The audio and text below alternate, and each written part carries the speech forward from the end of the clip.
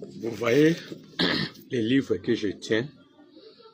Si vous lisez très bien, vous allez voir, on a écrit, premièrement, journal officiel de la République démocratique du Congo, cabinet du président de la République.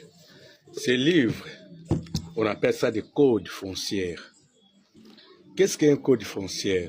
Et vous devez voir que les codes fonciers immobiliers et du régime des biens. C'est-à-dire, avant la colonisation, notre pays, la République démocratique du Congo, avant que la conférence de Berlin de 1884-85, qu'on a fait le partage, ce qu'on appelle le partage du pain, parce que c'est par là qu'on a divisé l'Afrique.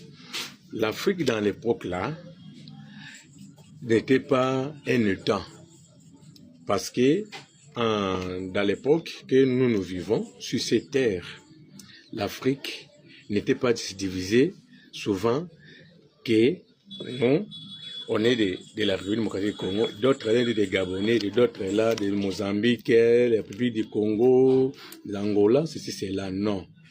Dans l'époque là, quand nos aïeux, nos pères là, bakoko na bisoana, tabana vivre na mboka o, vivre quitté comme dans anarchique. Ils ne vivaient pas comme aujourd'hui, c'est comme un État. Non, non. C'est pour cela que nous devons connaître bien l'histoire de notre pays.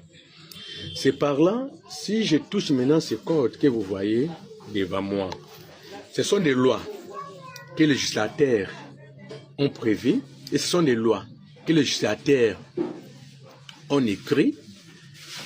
Quand on dit les législateurs, ce sont des chambres, des parlements. Chambre haute, chambre basse, on appelle aujourd'hui parler du peuple là. C'est par là on a des chambres, chambre haute, chambre basse. C'est par là les livres que je tiens entre mes mains. Ça on appelle ça le code foncier. Dans le code foncier, nous avons 399 articles dans ces codes. Beaucoup. Ce que vous voyez que je tiens. Mukanda Oena Simbi. Dans notre langue, Lingala, je peux m'expliquer bien.